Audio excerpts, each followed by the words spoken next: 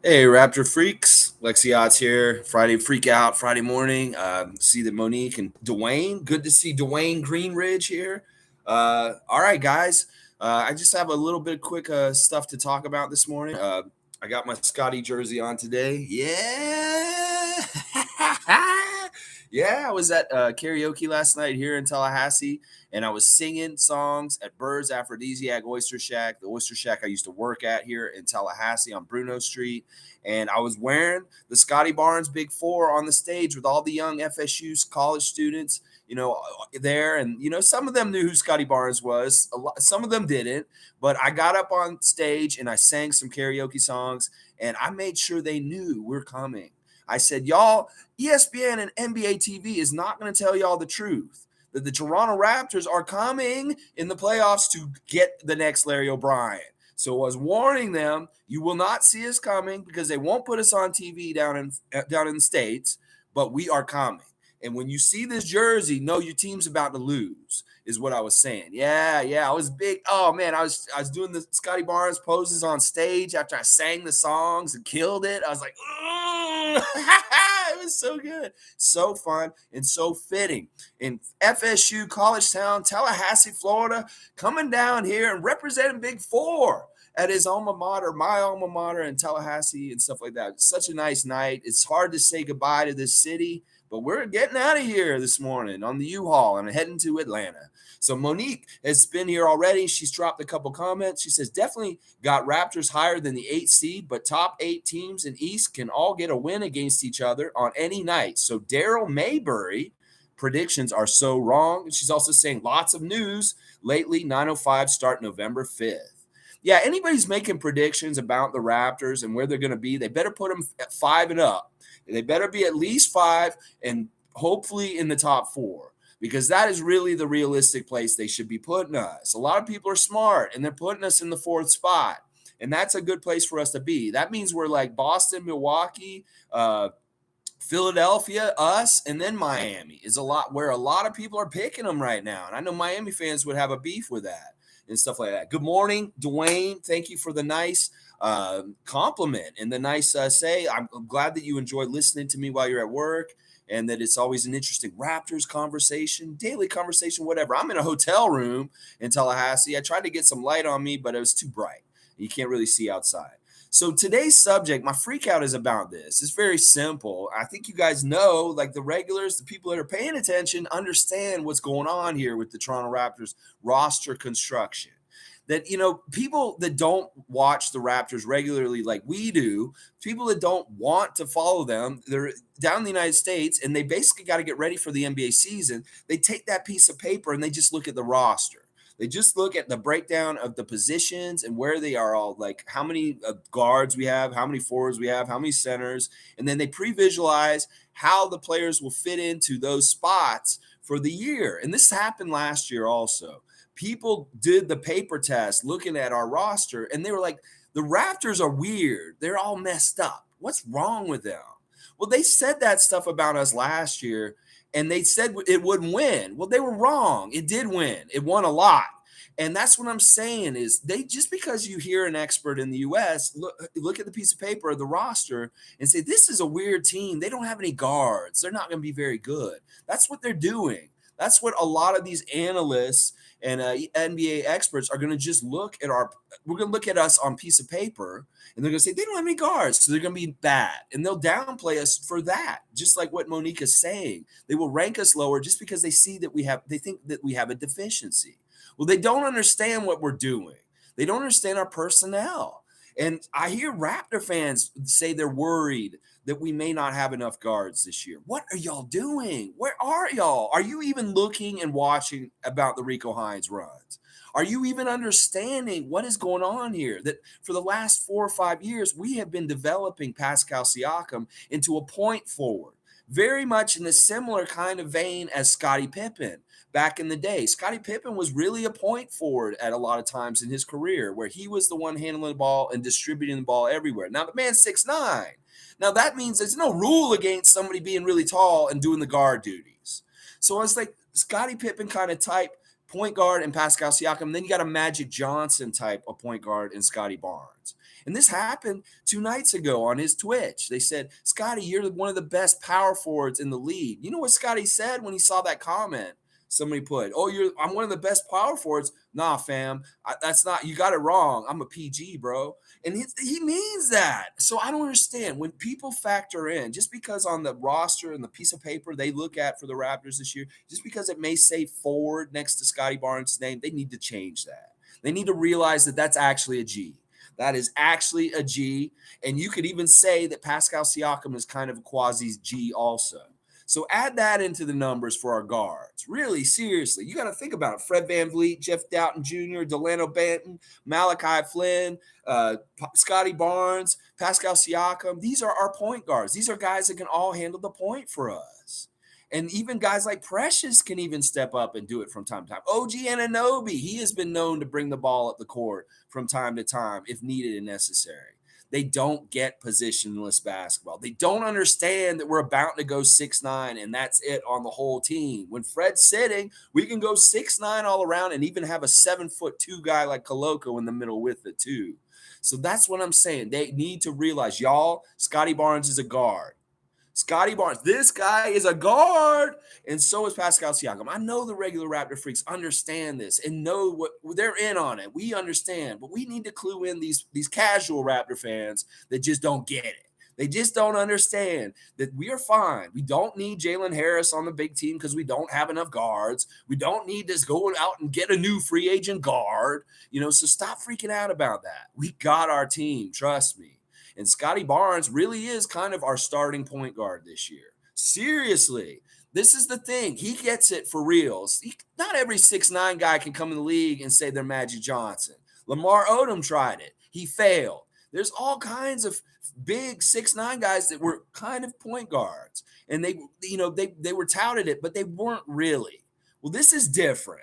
Scottie Barnes is totally a point guard. And a symbol of that is the way that Magic Johnson came out at the end of the season this year and said that I anoint Scottie as somebody of my ilk, someone who is in a reminiscent of me and how I played. That is from Magic Johnson himself. This isn't somebody like me saying, oh, you're like Magic Johnson. That's Magic Johnson saying that he's like me.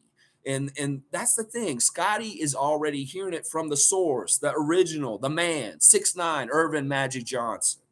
He's saying he is a point guard because I've seen how he plays. And he's so unselfish. This is true. He is a point guard and stuff like that. I'm telling you, he's a pass first, shoot later guy and stuff like that. So, all right, let's see what's up with you, rest of you guys in here. Guardian Transit, thanks for the comment yesterday. And I think the training camp is going to be very, very competitive for sure. East much tougher this season, but Raps are much better. I figure 48 to 50 wins.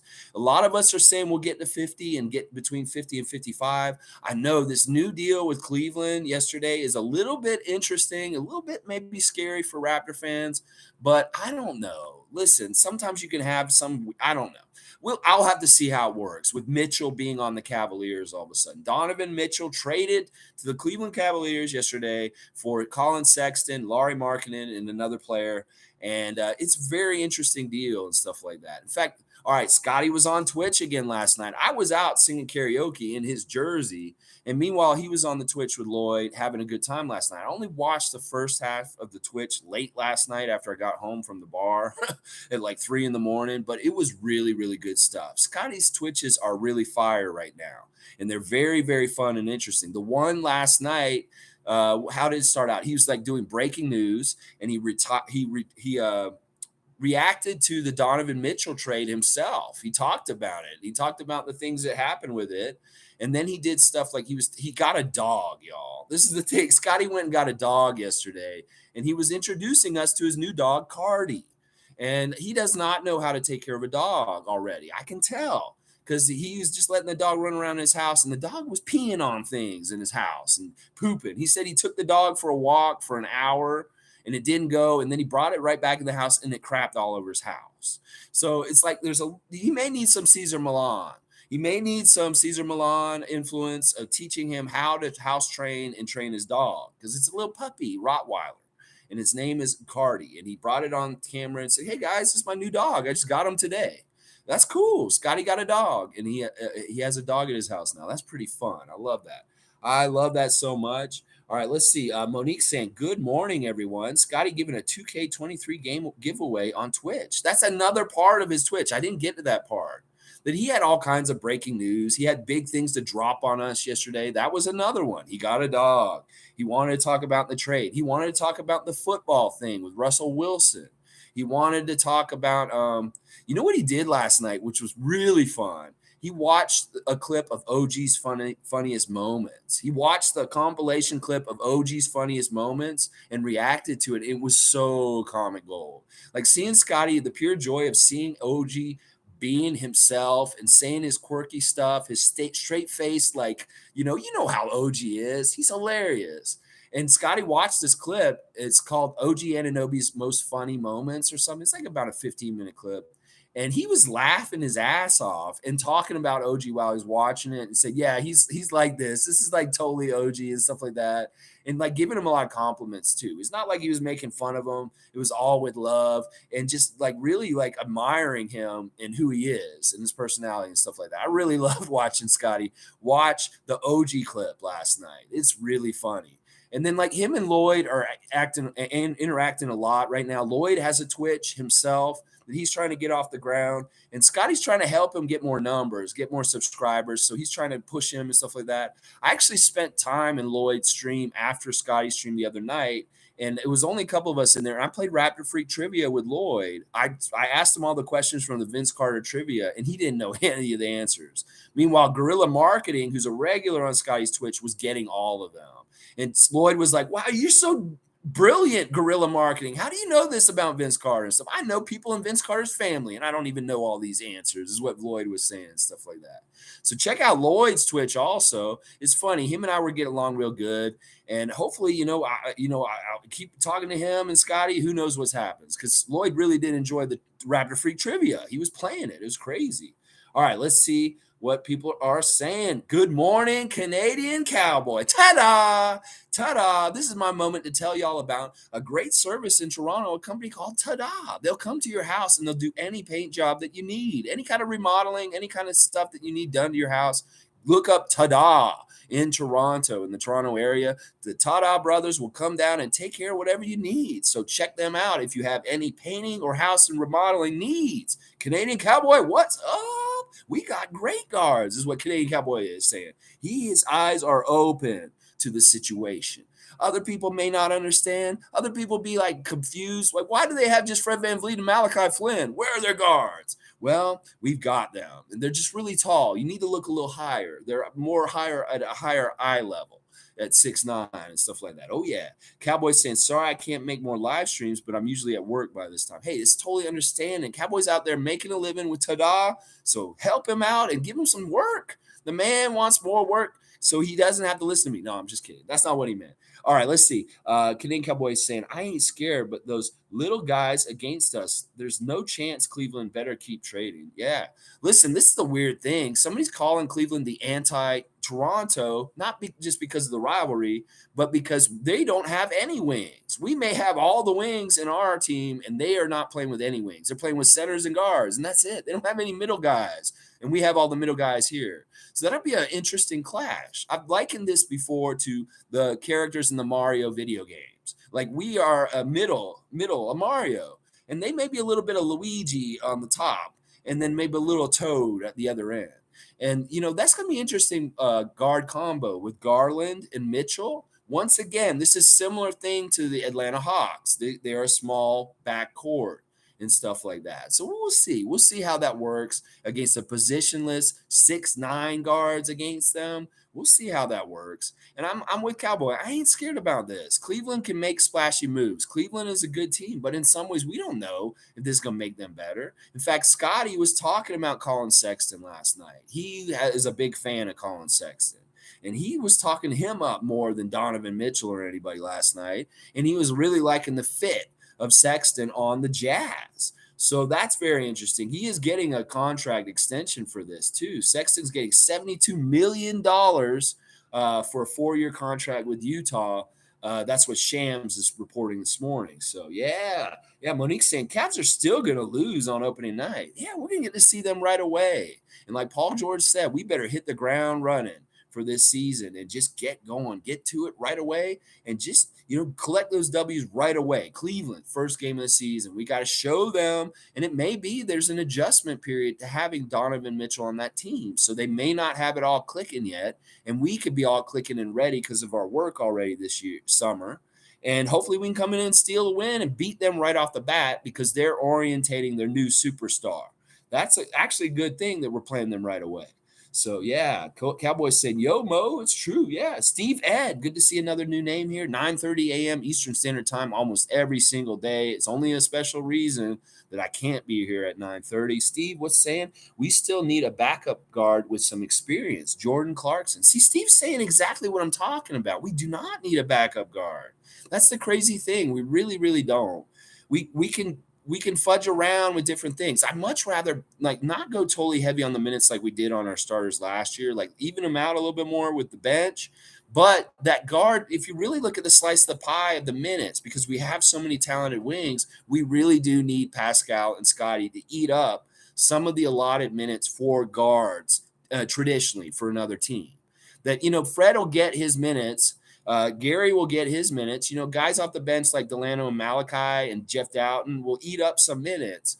But really, a good chunk of the guard allotted minutes should be eaten up by Scottie Barnes and Pascal Siakam. And that's what I'm saying is if you really want to look at the starting lineup, Scottie is the starting point guard. Fred is the shooting guard. Gary's the small forward. And then you got like OG and Pascal. Pascal's, they're saying he's a center at times and stuff like that. But Scottie really is our starting point guard at this point. And we have to factor in these dudes as being part of the guard rotation. And that's the whole point of my stream today, is to illuminate this for people. Because I know you like Jordan Clarkson, and he would be an interesting fit on our team. But it's like we don't need him. We want to go more and more in the point forward direction. Because when we play point forward like Pascal or Scottie, that means we're playing positionless. That means we can do that switchable, cool shit that we did last season that was really interesting, and we were just scratching the surface of. That we get more time doing it and get better at it. This could be still, like I said, we're riding the edge, the wave of the innovation in the NBA. That we're riding right on that cutting edge, and that this is part of it. The fact that we want to go point forward this year. And a lot more. Scottie is a point guard, and Fred is a shooting guard. Fred is not going to be playing point guard this year and stuff like that. So, yeah. Cowboys saying, tell Scottie, ta-da, does carpet cleaning too. So I'll give him the family deal. All right. So there you go. I didn't know that too. They do a carpet clean also at ta-da. I'm going to do advertisements for, loyal, good Raptor freaks that have been here for a long, long time. I don't care. I'll put them on blast just a little bit, but I won't make the ads too long or anything like that. But ta-da, official, they're not sponsoring me, but you know what? I'm going to blast them. I'm putting them on blast, Cowboy. Don't worry. You're getting on blast.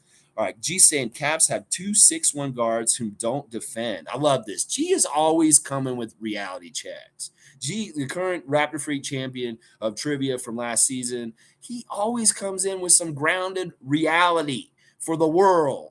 And I love that he's coming in like this. Cavs have 2 6'1" guards. Hello, yes, who don't defend. Neither one of them defend. That is a big Achilles heel. That is a big problem for them. Mitchell is a dominant ball handler as well. Will this take the ball away from Garland? Should be interesting. Yeah, Garland gets a lot of shots. He is a big-time scorer for them. This is going to be a little bit of budding about, and then what do you do with people like Evan Mobley and maybe some of the more talented big guys like Jared Allen and stuff like that? They're just going to be garbage men? They're just going to be set up and trying to fight and get everything down low and just put it back?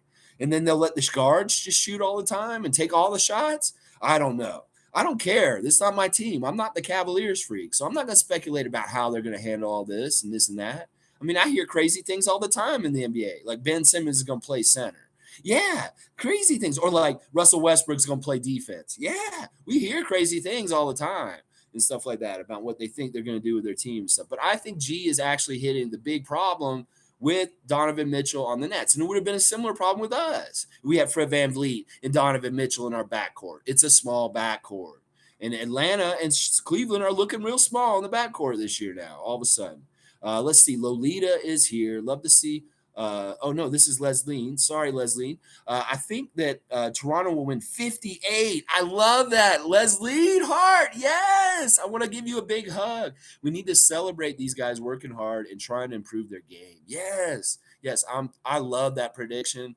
I'd love to get 60. 60 is a dream. Let's break our record, Raptors, this year for wins in a season. It's 59. Let's break that record. Let's get up there to 60 and hit that glass ceiling that the Raptors have got to before and break it. Go for it, SB. Do it, Scottie Barnes.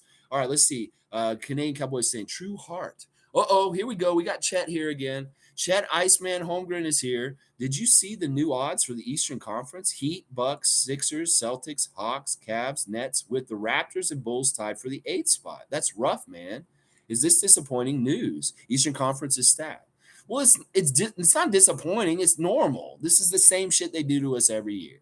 Last year, they said we were going to be 15th or something, or 10th in the East. They said we were going to be like 10th in the East. Well, this is right around where they said they were going to be. So we need to mark us up maybe 4 or 5 spots from where they say we were going to be. That's just the normal thing. We're used to it in Toronto. They've been doing this to us for 10 years. With DeMar and Kyle, it started then. They always undersold us or how good we are because they don't want us to be enticing to watch. They have to tell the American people that we suck so that they don't want to have a hunger or crave to watch us. It's kind of like they're suppressing a demand to watch Raptors basketball because they want a general perception that we suck in the United States. And that's a big part of it right there. And that's what this is more propaganda information to reinforce that. And I'll tell you right now, I can tell you the Nets are going to be one of the worst teams in the Eastern Conference. I don't give a shit what anybody says. They're stupid if they think they're a championship contender. That is a dumpster fire if I've ever seen a dumpster fire. It may be the biggest, most burningest dumpster fire that I've seen in the NBA in a long time. Kevin Durant, listen, I just said Kevin Durant. That's enough to say. Ben Simmons, I can say that, and that's enough to say. Kyrie Irving. That's enough to say. I don't give a shit who they get next to them at this point. I don't give a shit. These guys have not truly meshed. I don't know if Kevin will play well with Ben Simmons. And that's what I'm saying. You cannot put the Nets in the top part of the Eastern Conference. They have to be in the bottom half. If not, like just barely, like they should be the same as last year. Let's just put it that way. They're going to be the same as they were last year and the year before. And it's just that they get hyped like crazy. They get the hype that we should be getting. Seriously, they get our hype. It's like they steal the Raptors hype that they deserve and that they actually earned, and they give it to the Nets. They say, oh, well, Toronto's really good. I mean, they look really good on paper. They look really good with their young stars. They have all their draft picks. They got a lot of good things going. They got really good coach, really good management. But they don't want to say that. They'll push it all and say, oh, no, the Nets are going to be so good. Where's the basis for this? Where's the foundation for this? Literally. Where is the foundation for the Nets to be good this year? Seriously. Kevin Durant wanted his coach fired a couple weeks ago. Come on. This is silly. All right, let's see. Canadian Cowboys saying, thanks for the shout out. Anytime, Cowboy. If you're in here, I will put Tada on blast. Seriously. Monique saying, reminder, 905 tryouts September 10th. That's awesome. If you got some game, go down there and try and get on the 905. You could make a dream story. You could be playing at Scottie Bank Arena someday. That would be awesome. But yeah, they released the schedule for 905. I know Monique has been posting it, and I have to go look at it a little bit closer. There's interesting. They're saying that they're going to use the Elam ending in the 905 in the G League when there's overtime games, that they're going to do an Elam ending in the G League this year. And that's going to be very interesting, that experiment at that level. We've seen the CBL use the Elam ending this summer. And now the G League of the NBA is going to use the Elam ending in their games. So that's very interesting development. It could be that they're trying to prime it up and get it used to us so that we might see it in other levels like the NBA. So the Elam ending is coming to G League this year. Guardian Transit saying, Hart, that would be amazing 58. Could be possible as long as we do not burn starters out. We should have a good depth this year. Yeah, I agree with what Guardian's saying here. We need to not play the guys at heavy minutes like we did last year. Let these bench guys really show up and give us some good depth and like throughout and doing different things. I think it's very possible. I mean, if we extrapolate off our number from last year and we take into account the injuries and different things and what we did and accomplished, And also, we really, really have to think people are underestimating how quick Scottie's going to learn the game. People are really underestimating this. We're seeing it in Rico Hines. I hear it in his voice when he's talking about basketball on the Twitch and some of the things he's saying in there. This kid is a student of the game. He loves the game a lot. He is learning like crazy. And if he's doing stuff like really developing his left hand this offseason and doing more with that, he's doing this and this, he is going to be coming up faster than people know. He's going to accelerate how good he is. And everybody doesn't believe in him yet because they don't put him on blast down here. That's part of it. The effect of that is that everybody's like, why did he get Rookie of the Year? Well, Charles Barkley said it. It's because y'all didn't watch him. So, it's going to be that these are factors that they're not taking into account, which will boost our win total for this season. Is Precious and Scottie are going to be way better and stuff like that. So, all right, let's see. Cowboys saying Jazz won the trade. That's an interesting point of view. I mean, sometimes the big marquee player is not the Bart that is really interesting. We learned that in the Kyle Lowry trade with our team last offseason. That, the hidden gems of Precious in that trade are really looking like a real bountiful thing about it. And some people could really say we really did win that trade at this point. So that's what I'm saying. It's like sometimes people declare somebody won a trade. Donovan Mitchell looks like the better part of the trade, but I don't know. I mean, Sexton could be very interesting in Utah, and obviously they're doing a half rebuild and actually trying to tank for Victor also to a degree. So let's see. G saying, Chet, nothing new. They always rank the Raps middle to bottom. Let them sleep. Yep. We don't want to wake them up. We don't want to give them a wake-up call. We don't want to set that alarm. Go ahead. It's kind of like this dumb thing. He's like, we keep fooling you, and you're so dumb enough to keep taking the bait is what it is. Yeah, you go ahead, take the bait again. It's just like Lucy with the football and Charlie Brown. Go ahead, Charlie Brown, try and kick the football again. We're just going to yank it out of the way again as soon as you think you know what's going on, NBA media. Oh, yeah. Chet saying Danny Ainge made a great move, in my opinion. After the Gobert and now Mitchell trade, they have tons of first-round picks. Now they just got to hit on them. Yeah, I got to agree with Chet Holmgren right here. I mean, it's true. Danny Ainge has stockpiled an amazing amount of assets just in 2 deals. He traded 2 guys, and he got like 20 guys. It really seems like what he did is crazy. But yeah, it's going to be interesting. Utah's going to be bad this year, guys. I know Sexton's a good player and he's a baller. He does some cool stuff, but they're going to be bad. They're not going to win a lot in the West. And they really are going for Victor Wembanyama for sure. Chet saying, gee, a player like Chet Holmgren could turn things around in Toronto. Not this year though, Chet. I mean, what happened, man? Come on. Listen, like I said, this is what we were saying the other day, Chet. We want you to go to the Mandarin Buffet. It's in Toronto. It's amazing. You pay one price. You can sit in there for an hour, 2 hours. We might even lock you in a dining room in the Mandarin and make you stay in there until you get like 5, 6 platefuls of food. Because this is what I'm saying. Not that we want you to get fat. We want you to work out too at the same time. But it can't hurt you to get a little more sturdy. And that's what Scottie's talking about on his Twitch last night. He's like, Lloyd, get sturdy. You want to see you get sturdy. Lloyd failed at getting sturdy. And will Chet fail at getting sturdy himself? Because Scottie is a very self-identified, sturdy young man.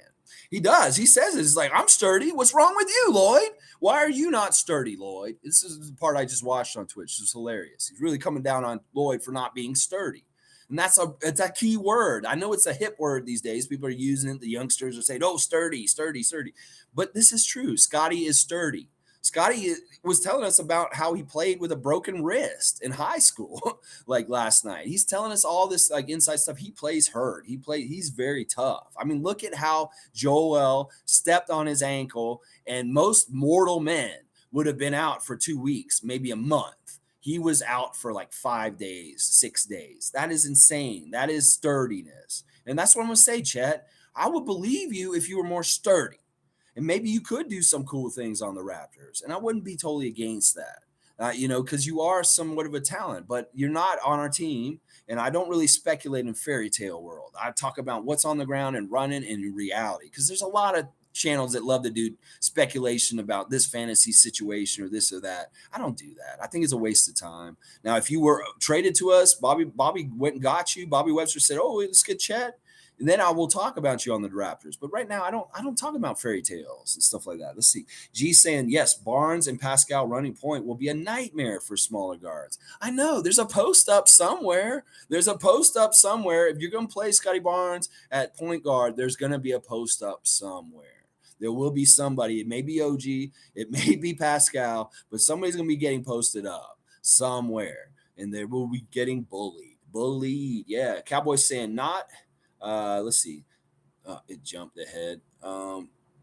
Cowboys saying we got everyone we need right now for guards and forwards. Chet, laugh out loud.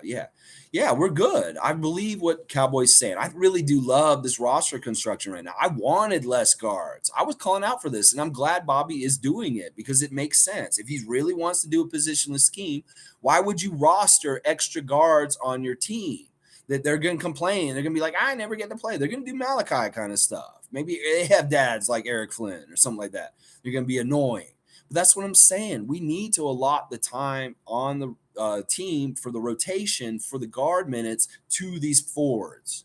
And this is great because it opens up things for guys like Precious, Chris Boucher, Delano, Thad Young, Otto Porter. These guys get more minutes because our other forward, those guys, Pascal and Scottie, are shifted into the guard minutes. So this is good for Precious. Would you rather Precious play in the game or another guard that we don't have on our team right now that's just going to show up? That's what I'm saying. We want more minutes for Precious. We want more minutes for people like Juancho or whoever who's going to be able to fill in at forward and shift those other guys down to guard and stuff like that. Yeah. Let's see. Leslie saying Nick Nurse will use his starters, but this year we have a bench. If we can take away 3 to 5 minutes off Pascal and Fred, we will be okay. Yeah, that's what I was thinking too. Like they were all averaging over 35 minutes a game or something like that. It's funny. They asked Scottie on Twitch this week how many minutes a game he wants to play, and he's like 48. Of course, that young man wants to be out there for every single minute of the game. They say, Scottie, if you could play the minutes you wanted, well, how many minutes do we play? He said 48. See that, but that's what you want from your players, that they want to be out there all the time and stuff like that. It's really cool. Cowboys saying, is that really Chet? We don't know for sure. I want to treat him just in case a little bit like Chet, but yeah, we get celebrity appearances in here all the time. We get Kyrie Irving in here last season. We have had different people come in here and talk trash, or I don't know what you call it, cosplay. Or maybe they're LARPing. Are this is live action role playing or something going on here? I don't know. I don't care either way. I enjoy the interaction. I'll just act like it's Chet. It's good. Yeah, we fine. We're going the family. Chet. Listen, yeah, Chet, you want to come here? Wait, whatever. Does Chet look like the Raptors? I don't know. Maybe he's friends with Scottie. We know that. They're in the same management group and they're tight. Don't diss Chet on Scottie's Twitch. He will be mad at you. He will be mad at you. In fact, I hope you didn't watch my Chet Holmgren rant about him when he got drafted earlier this summer about how he's going to be a bust because, Scottie, that may piss Scottie off because he is really looking out for Chet Holmgren and he wants him to do well. He's his friend and they belong to the same group, like I said. And he didn't like seeing him get hurt. He really, really didn't like seeing him get hurt. Scottie's going to be the face of the NBA. I agree with this, man. I agree with this, Bradley. I think that's a very astute. He should be. He's got the right face for it and stuff like that. Although this is another thing he told us about this week. This was crazy. All right, he went to Fresno for Jalen Green's thing and was training, was playing in a game. There were a bunch of little kids there. These kids were rude as fuck. You know how kids don't have no filter? Well, they had a question and answer session with Scottie. And I told y'all that kid was rude because Scottie told us he was later. The one that said, do you think you deserve to win the Rookie of the Year in the second episode of his YouTube channel?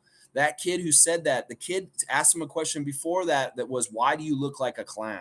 That kid straight up asked Scottie, why do you look like a clown? To his face.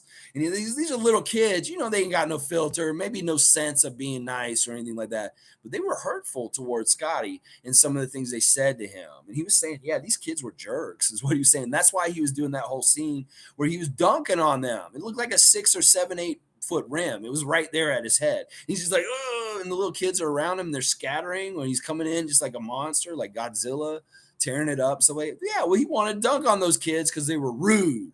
I'm going to tell you that right now. They were rude kids. That little kid was rude, and I was right. He asked Scottie straight up, why do you look like a clown? Oh, my gosh. That's crazy, man. Oh, my gosh.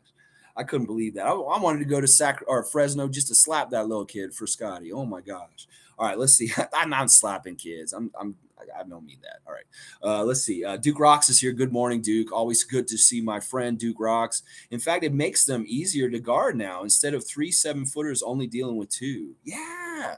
Yeah. I mean, oh man, I think Lauri Markkanen was one of their better towers in Tower City. That's another thing. They lose a couple players. Sexton became kind of superfluous for them. They didn't need him anymore. They were kind of like, we don't really need Sexton. And they started really leaning heavy on Garland, especially because Garland got an all-star and different things like that. Sexton's been forgotten in Cleveland, and they didn't want him anymore. It's like they tossed him aside. Well, watch. Sexton may have a chip on his shoulder against Cleveland because of this. And then Lauri Markkanen was one of their more talented towers in their Tower City. So that's interesting. They're losing one of their better towers in some ways for scoring. And, yeah, this is going to be – Cleveland's going to be different, but we don't know if they're going to be better. In fact, these kind of things sometimes make teams worse. Like the DeJounte move, the Rudy Gobert move, this Donovan Mitchell move, they don't necessarily make the Hawks, the Timberwolves, and the Cavs better. That we have to see it. We can look at it on paper and make decisions just like these people are making about us. But, you really have to see it in action. You have to see if Gobert and Towns are going to work off each other really well. You have to see if DeJounte Murray is going to be a good fit in Atlanta.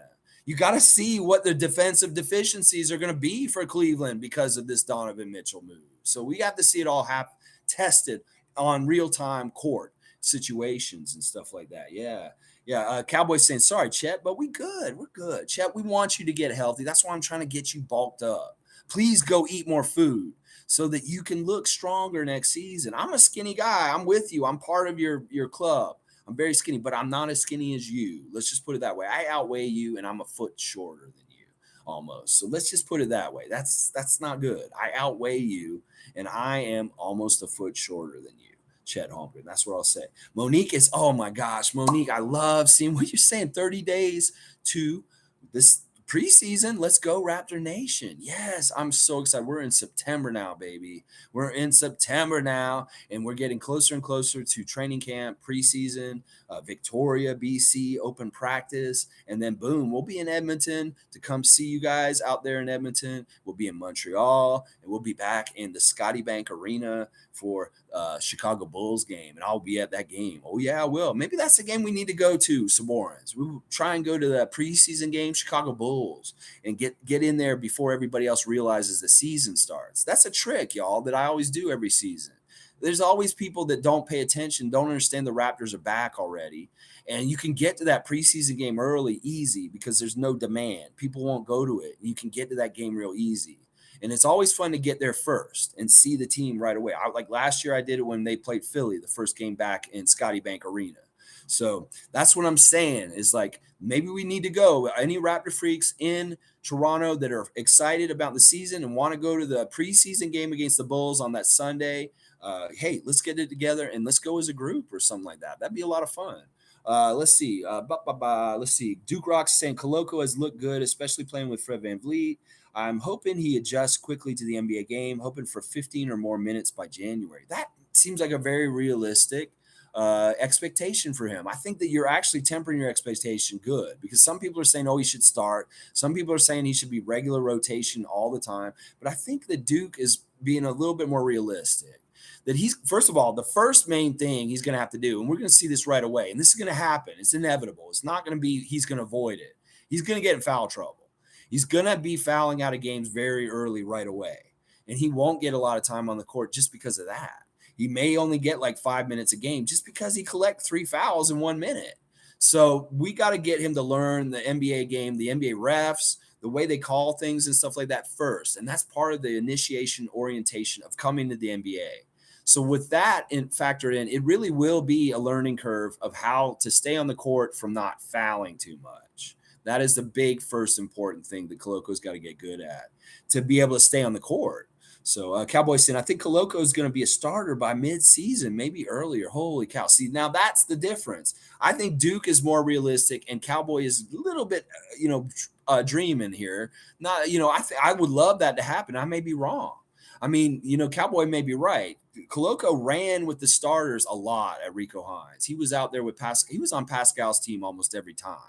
And that is basically saying, okay, this dude is playing with the starters. Maybe that does mean he's being factored into possibly starting for the Raptors somehow. I don't know. There's so much competition. The way we've been talking about Gary Trent Jr. versus Precious and stuff like that. If Coloco's all of a sudden a part of the equation and factoring in of who's going to start, it's going to make it real, real tough to figure out. And it could also be, once again, a Nick Nurse situational starting lineup depending on who we're playing.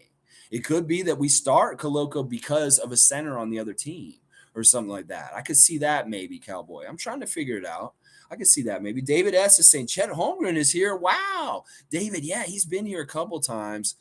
This is, I think, the third or fourth time Chet's been with us. We enjoy having Chet here. We're glad you're here, Chet. Anybody of the big four, Scottie Barnes, is a friend of mine, man. If you're good with Scottie, you're good with me, is what I'm saying right here. So even though I do think you're not going to make it in the NBA. That I will just say that, Chet. I'm sorry. You're not going to make it in the NBA, but you're a cool dude because Scottie likes you, but I got to be like an expert on if I'm trying to talk about the NBA and stuff like that. That is my decision and what I think is going to happen with you. So, all right, let's see. Kenny Cowboy, thank you. I appreciate that. He's also saying center position is underrated. Coloko and Precious, shock and awe. Yeah, I like that. I mean, all right, listen, I want to talk about this a little bit more right now. Christian Coloko on the court with Chris Boucher is a twin tower look that is very, very interesting. It's so nimble and long, and that you can put them on both the strong and weak side. And it's like, even if they get a cross court past the other side and they attack the weak side all of a sudden, Chris could be right there because they're trying to avoid Coloko. Like, how the fuck are you supposed to attack the basket when you got Coloko on one side and Boucher on the other? That's what I'm saying. That's a little bit OP. That, Boucher, Coloko on the court at the same time is a lot of length, and it's crazy length. And it makes a lot of people worry about getting the shot blocked in different places and stuff. In two different places. I love it. I love it. Monique's saying, does Scottie love the Scottie Bank Arena name? He does actually like it. We've been saying that to him on the Twitch chat at times. We say Scottie Bank Arena. We're making the Scottie Bank Arena. It'd be a little audacious to do it before he came in and did any kind of proving of himself, but he's a rookie of the year. And we can start to declare that building Scottie Bank Arena. And we're all about it. I'm going to call it that a lot this year. I really am, because I don't really believe in the big corporate sponsorship stuff like that. I'll go put Tada on blast, but Scotiabank, do you really need more on blast? So we're making it Scottie Bank Arena this year. That's right. If it's not the Air Canada Center, it's Scottie Bank Arena at this point. Yeah, I love it. I love it. I love it. I love it.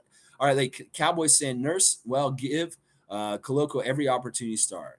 Well, like I said before, Cowboy, it's going to have to do with whether he can stay on the court. Is he going to foul out? He's going to foul a lot and stuff like that. I bet he'd love to play him on the court, but there's also other things. There's the fouling, and then there's also the thing where he's kind of learned the game and the speed and the size and the strength of the NBA. And he may get beat really badly in different kind of matchups at times. There may be some guys that use speed against him, because he has gotten beat with speed in Rico Hines and stuff like that. So he's got to get more savvy to the NBA game and how much quicker and stronger and faster it is. And that that is an adjustment also. So these are the kind of things that adjusting to the new level that he may not take right away like Scottie did. Scottie took right away to all of it and actually thrived in it. He played way better for the Raptors in his rookie season than he did for FSU in college. And this maybe because it's a bigger game and it's bigger all around, and it just suits him. He's more of an NBA player than a college player and stuff like that. So we'll have to see.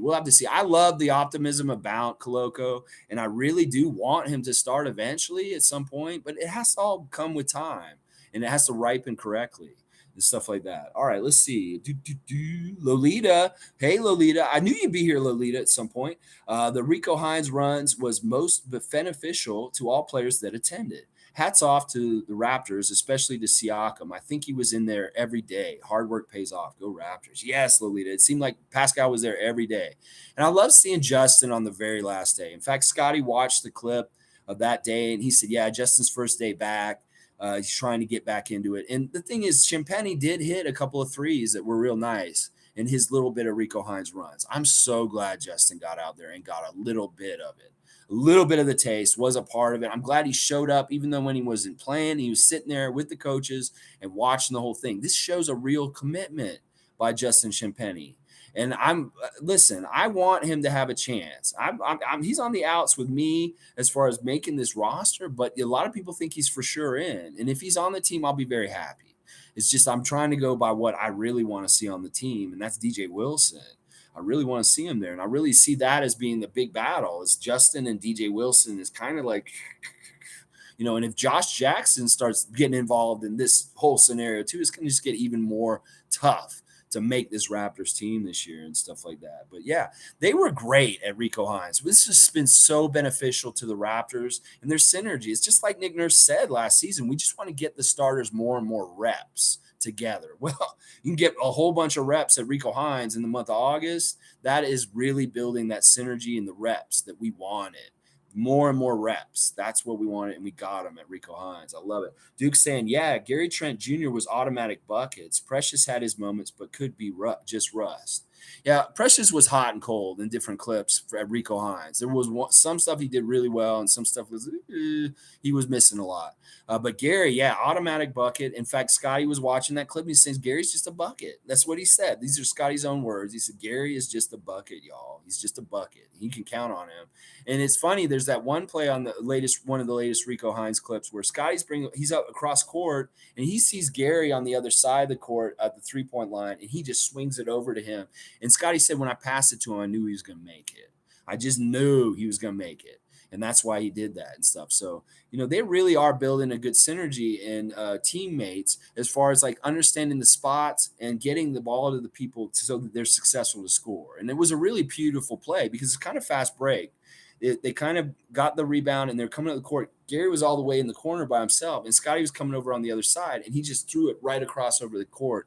And boom, Gary shot it. Boom, it's in. It's a bucket.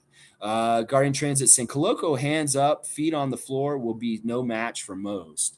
I really think he's going to be this kind of like shot blocker that's similar to Mutombo. I don't think it'll be exactly like Mutombo because it's certain things. Mutombo's just an all-time great, but he's in that kind of ilk, that kind of OP kind of defensive power on the court. Mutombo was somebody you had to respect. You couldn't come near him when he was near the basket.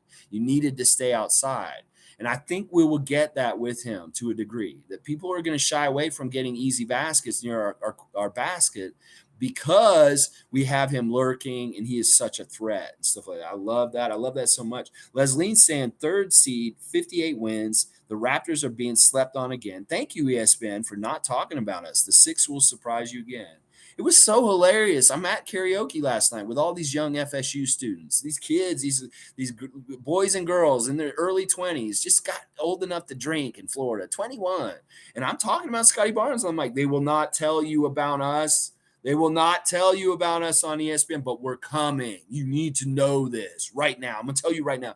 Big Four is coming for Larry O'Brien's, so you better be ready, America. They're not going to tell you about us. I'm warning you now. Hear me now. I said it on the microphone right before I sang. I was like warning these kids. They're like, what the fuck is he talking about? They're like, what? Like people were all week.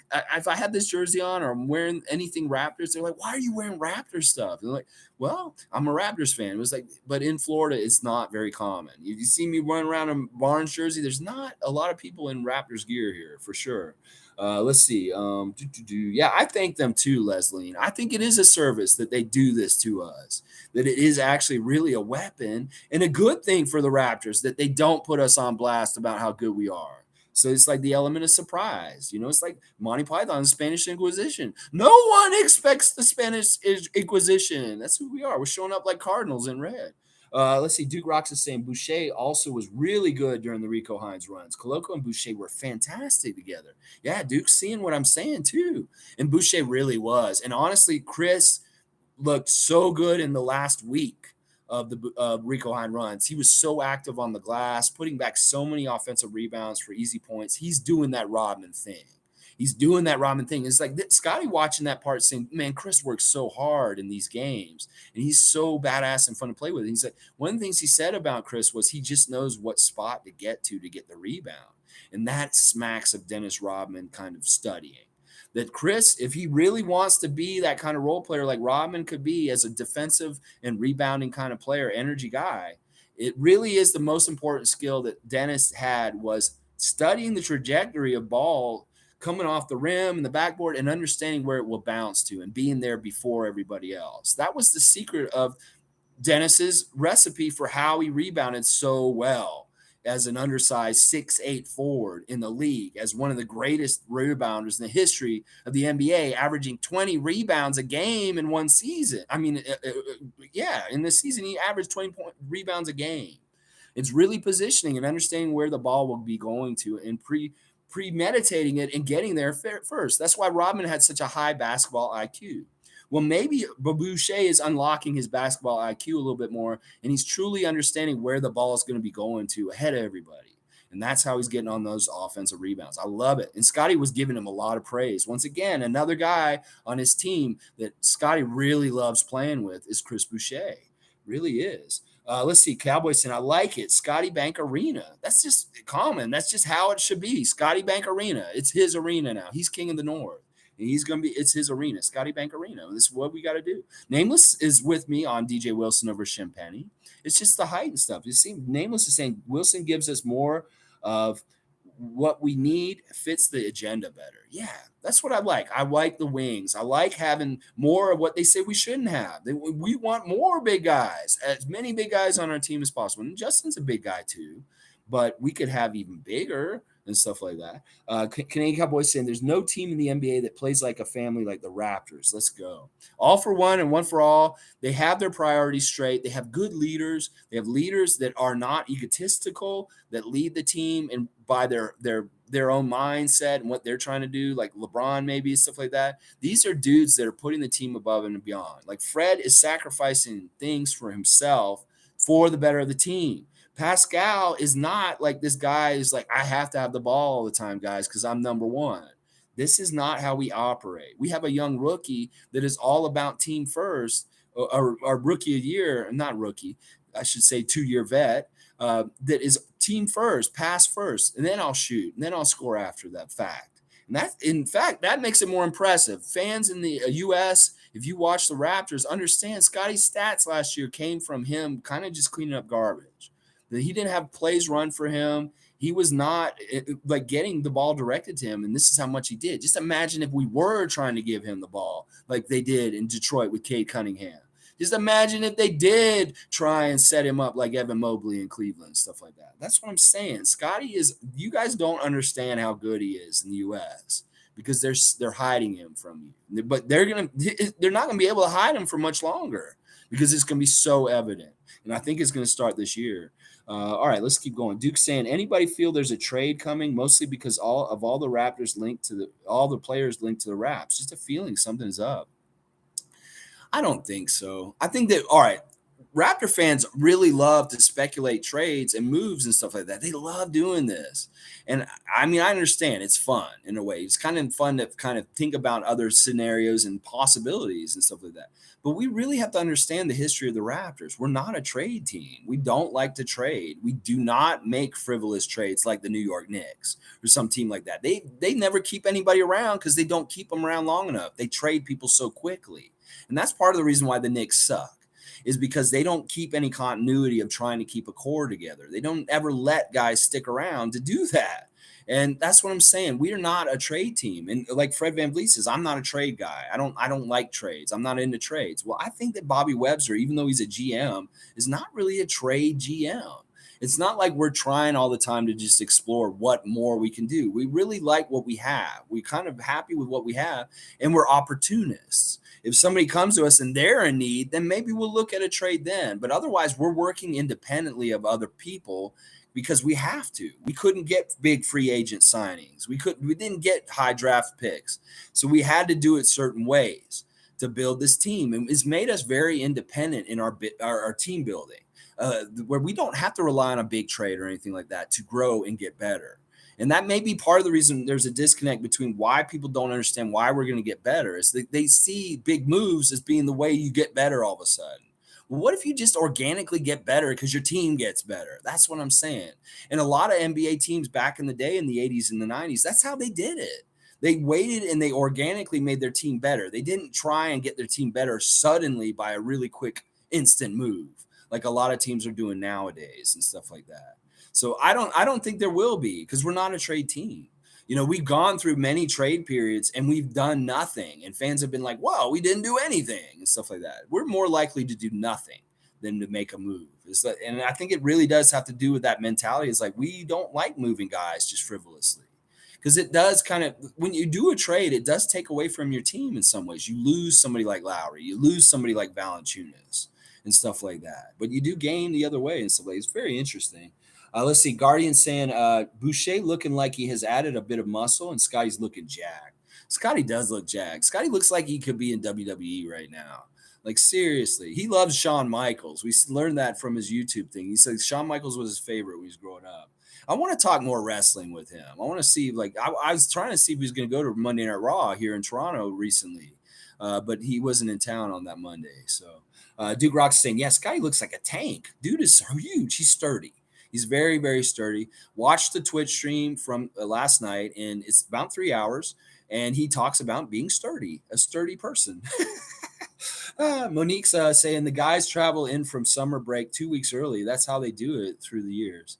These guys I think Scottie's just going to be in Toronto now up until the season. He really is ready and raring to go. That Twitter post that he made was very much true to his core. They can't wait. These guys can't wait. They're giddy about the prospect of how much fun and how fun it's going to be to beat people and be competitive and stuff like that with the guys that they play with. It is that kind of thing. Like if you ever played pickup basketball and you got a really good combination of a team and you really enjoyed playing with these other dudes that were on your team, I think that's the field that they got going with this Raptors roster, that they all really love playing together and they're anxious to do more of it very soon.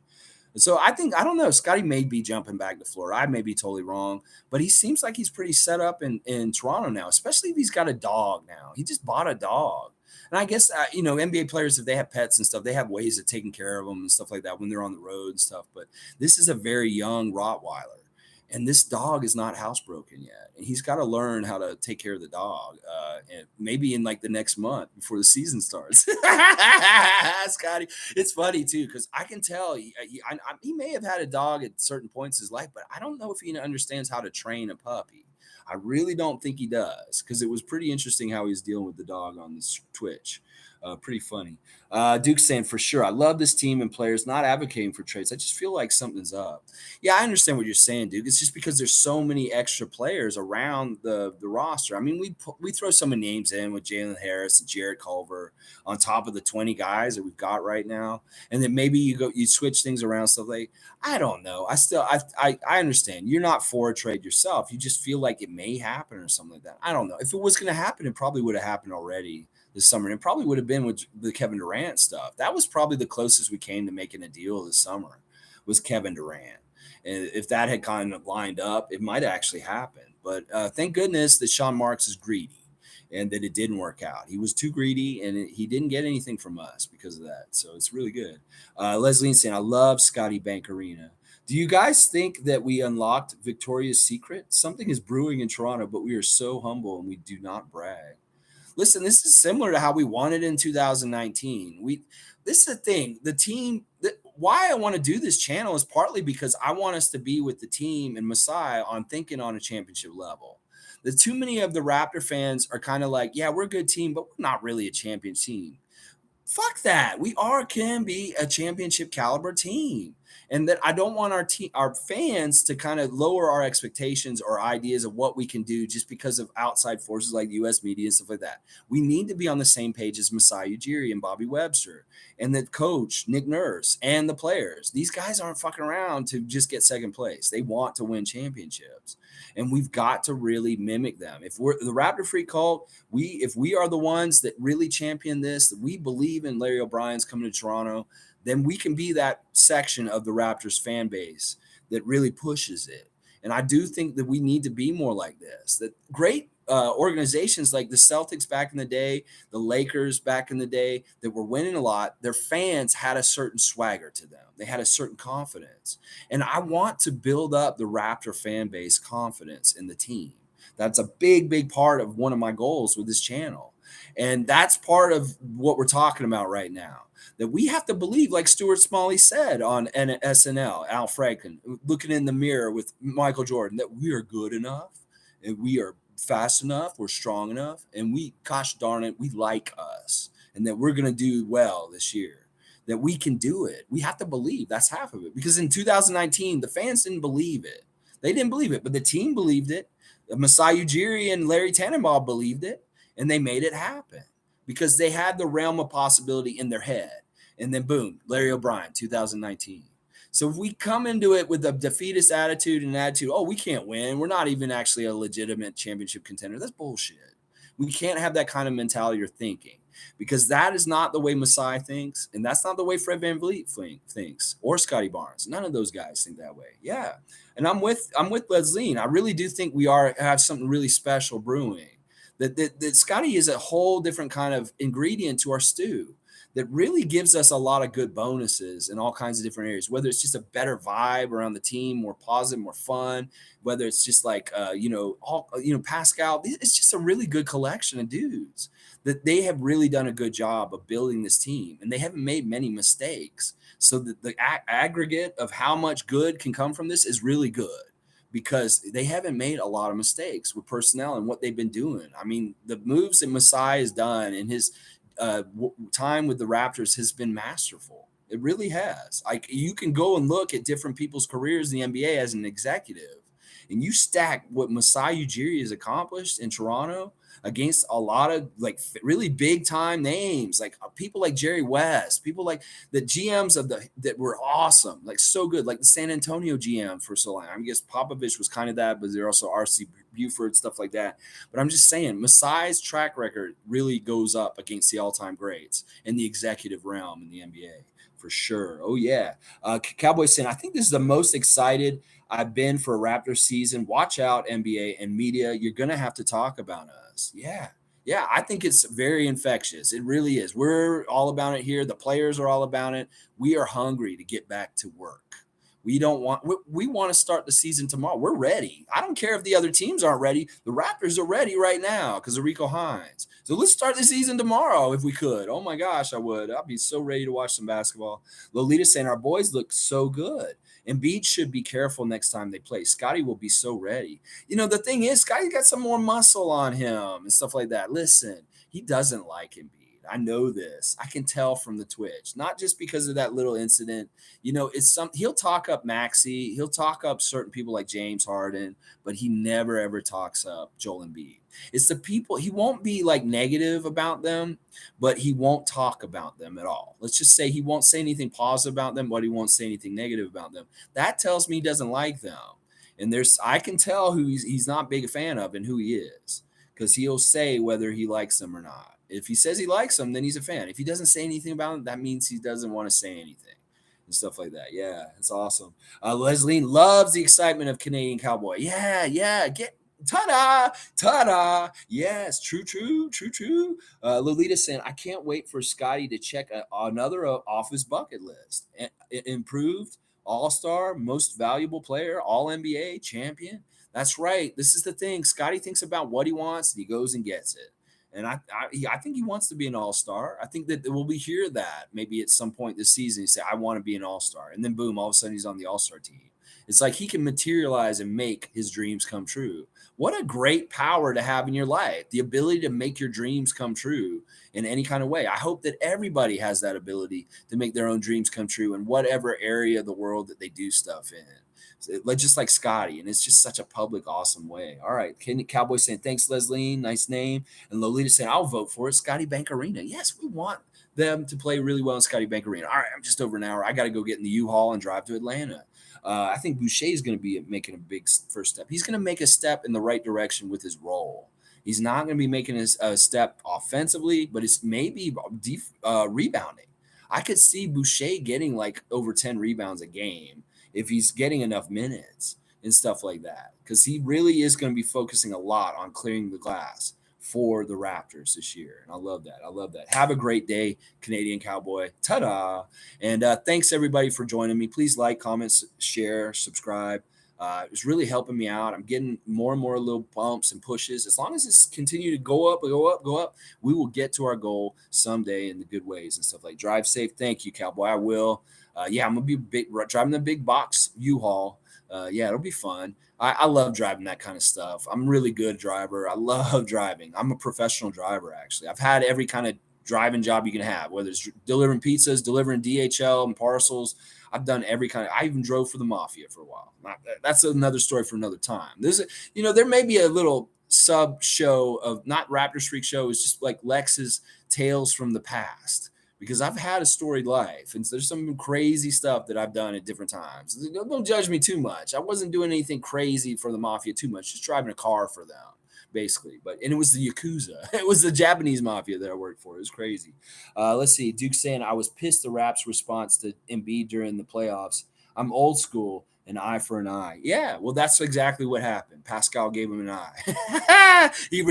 He really did. And I was all about that, Duke. And I know, Pascal didn't do that on purpose. A lot of Philly fans think that, but he does have the opportunity to make it a little more sharp edged a little bit just in case. And that's kind of what happened there and stuff like that. So life is a highway. I'll ride it all night long. Yeah. All right. Pro driver. Yeah, we've seen your crash. No, that was way early. I know, Raymond. All right. Raymond comes in right at the end and gives me this. Yeah, that's different though. That was drinking and driving. This is like when I'm driving professionally for a job, I'm actually really good. I can do stunt driving too. I'm trained to do things with the car where I can do, like, I've done crazy things like spin the car out like so many different times so I can go in different directions. Maybe I shouldn't tell these stories right now because I do have to get off the air and get in the truck. But there was a time when the police were chasing me, or no, it wasn't the police. It was these guys who wanted to beat me up. They were in a truck full of them, and they were like all in the back of the pickup, and there were probably about 15 of them. And I was by myself, and I was in my car, and they were chasing me. They were literally coming to beat me up. And I did some slick moves with my car and got away from them. It was basically I pulled a 360, 180, which is where I swung around a full time and then a half time, and I came back coming the different direction towards them and went right by them and got away from it. And it was on an island off Florida with only one bridge on and off the island. It's like a mile-long bridge. It was a crazy situation. I mean, the story deserves its own time because the whole build up to it and why they were chasing us and stuff like that is crazy and stuff like that. But I did get away. I do some crazy. I have some good driving. Like I used to jump cars too. Like you had to jump. I would do Duke Boy stuff. I watched Dukes of Hazzard when I was a kid, and I tried to become them when I got older. I was a menace. I'm not gonna lie. Guardian has some great tales too. Maybe we should do a special channel. It's like Raptor Freak Stories, and we just tell our stories and different stuff like that. It will be a little bit out of the Raptors content. We don't want to get too far from our focus here, but maybe I get a secondary channel and we make it more of like talking about life stories and where you guys are coming from and where I'm coming from and just sharing cool stuff and stuff like that. It'd be crazy and fun. Guardian Transit saying great tales, laugh out loud. We should share some stories. Yeah, that's exactly what I'm saying. I love that. It wasn't the Keys. It's like the Keys though. It's like the Panhandle. You know how Florida is. It's like I don't know which way is the right way to go. Like Pensacola, Tallahassee, Jacksonville, Orlando, Miami.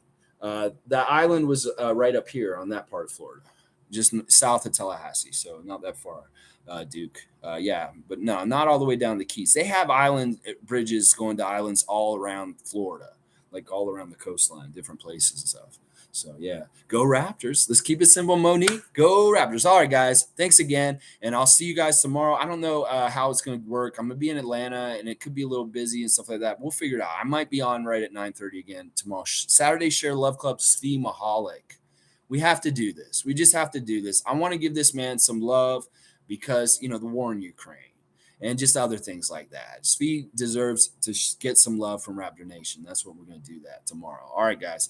Thanks again. And I promise I'll drive safe. And I'll see you guys tomorrow. And all the best, everybody. Have a great Friday, TGIF. And let's go